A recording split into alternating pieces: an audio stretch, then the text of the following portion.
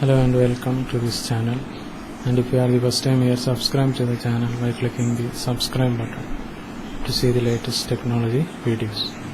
In this video we are discussing about Java servlets in J2E. So advantage of Java servlets: no CGI limitations, abundant third-party tools and web servers supporting servlet, access to entire family of Java APIs, reliable, secure, better performance and scalability, platform and server independent, and most servers allow automatic reloading of servlet by administrative action.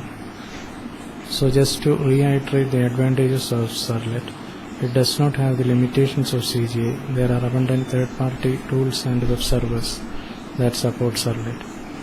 And again, because servlet is a Java class, it can access all Java APIs available and provides more reliable, better performing and scalable web-tier technology, because it is based in Java technology and it is platform and server independent, and it provides more secure platform than CGI. And finally, most servers allow automatic reloading of servlets when they are modified. So what is a web container? So a J2E web application runs inside a J2E server's web container, and the container manages the services like components life cycle, dispatches service requests to application components, and provides standard interfaces to context data such as session state and information about the current request. So what is a web container? So the web container provides a consistent interface to the components it hosts.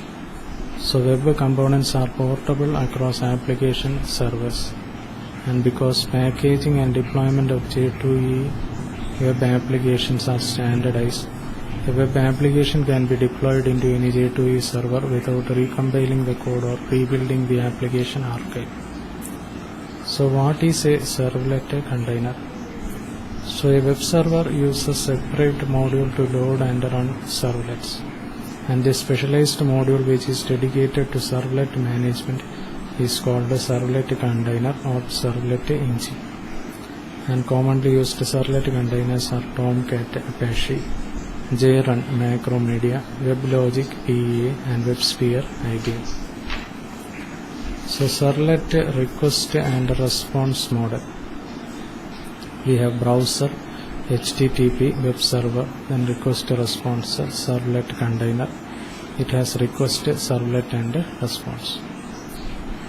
So servlet request and response model, there are three different players in the picture, like browser, web server and servlet container. So in many cases, a web server and a servlet container are running in a same machine, even in a single virtual machine. So they are not really distinguished in many cases.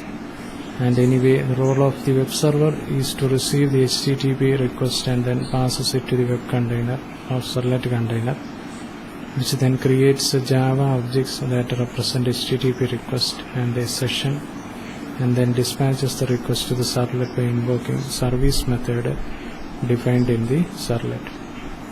And once the servlet handles the request, it creates a HTTP response, which is then sent to the client through the web server. So what does servlets do? So receives client request, mostly in the form of HTTP request, and extract some information from the request, and do content generation or business logic process, possibly by accessing database, invoking EJBs, etc. Then create and send a response to client, mostly in the form of HTTP response, or forward the request to another servlet. So a servlet container receives client request typically in the form of a HTTP request, and the HTTP request is then abstracted as Java object called HTTP servlet request by the container, which is then passed to a particular servlet. By the way, the container knows which servlet is to receive the request, since the deployment descriptor web.xml specifies which servlet is mapped to which URL, and the client request should contain the URL. The servlet then extracts any user-entered information from the HTTP request and then performs some contents generation or business logic processing. And the business logic processing might involve talking to database or invoking EJB components in the EJB tile. And once contents generation and business logic processing are done, then the servlet will create a HTTP response and send it back to the client, or it can forward the request to another servlet. So this was a brief discussion on Java server pages. We will be discussing more on Java in the upcoming videos. And if you are the first time here, subscribe to the channel by clicking the subscribe button to see the latest technology videos. Thank you for watching this video. Bye for now.